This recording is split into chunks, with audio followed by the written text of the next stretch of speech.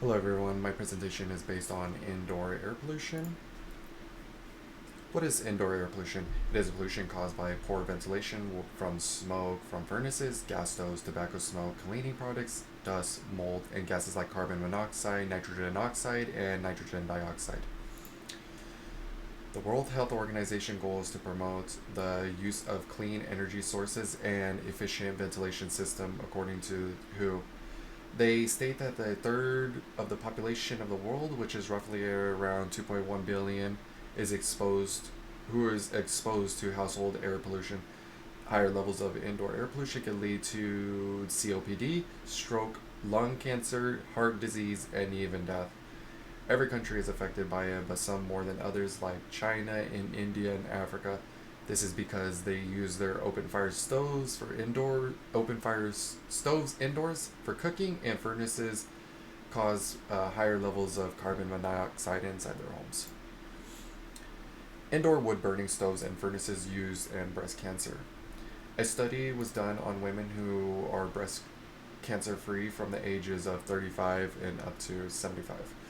They were given a questionnaire to fill out, and then they separated into two groups. Group A, who was exposed to indoor air pollution, such as heating and open fire cooking, and so on. While B was not exposed, the results came back positive that the women in Group A had a higher chance of developing breast cancer than in the Group B. Oh, sorry. It only takes a week exposure for a few weeks to show signs. Cooking with gas or wood burning stoves increase the risk. Same goes for furnaces for heating. 54,000 of the women who were being studied on, 2,100 of them came back positive. Every country is affected if they use similar cooking methods. And lastly, the toxins coming from cooking consist of ethylbenzene and naphthalene. Indoor air pollution and respiratory health. The study that was being conducted wanted to see the difference between a low income country to a middle income country that are high in indoor air pollution. The lower income had more people affected because they heavily relied on biomass fuels for cooking and heating, which could be from coal to wood. Middle income people relied on gas or electricity, while the lower income had 3 billion people affected, while the middle income had fewer people affected. The consequences of this results in children developing respiratory tract infection, COPD, and asthma. Some prevention measures are switching to electric cooking or heating using air purifiers, having checkups for ventilation and cleaning the filters, cooking outdoors with a natural burning resources rather than inside, and having exhaust fans to rid of pollution buildup in the kitchen. Maternal exposure to indoor air pollutions and birth outcomes. In 2015 and 2021, a study in 3 hospitals in China was done to see the connections between pre-labor rupture of membrane and indoor air pollution.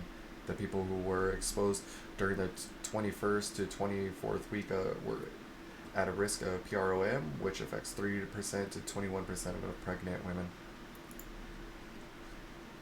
Parental exposure to air pollution and pre-labor rupture of membrane. The test was on women who were exposed to. The test was on pregnant women who were exposed to those who were not. The women were placed into groups and were exposed to low levels of nitrogen dioxide and organic compounds. Despite the study showing no signs of lower birth rate, that was more than likely due to the too low level of nitrogen dioxide. However, formaldehyde is an indoor air pollutant that has been linked to reducing the weight of newborns. And then ambient and indoor air pollution exposure and adverse outcomes of Adama, Ethiopia. Ethiopia had the sixth highest rate of stillborns in the year 2019, with 27 deaths per 1,000 live births. Ethiopia was amongst the 10 countries with the highest total number of newborn deaths. The cause of the deaths were exposure to higher levels of nitrogen oxide and nitrogen dioxide from the indoor cooking fuel type. So kind of similar to the last study, they were exposed to nitrogen dioxide, but the difference was the last study they were exposed to low levels. This one they were exposed to much higher levels. Therefore, the risk and the health issues actually showed up more in this study than the last one. And then conclusion. There's a big issue with indoor air pollution as many countries are affected by the way they cook and how they heat their homes. Most people spend up to 80% of their time indoors. There have been many studies on health issues caused by indoor air pollution. Therefore, it should be talked about more than it already is.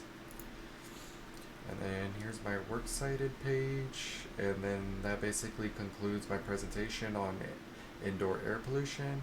Thank you for your time.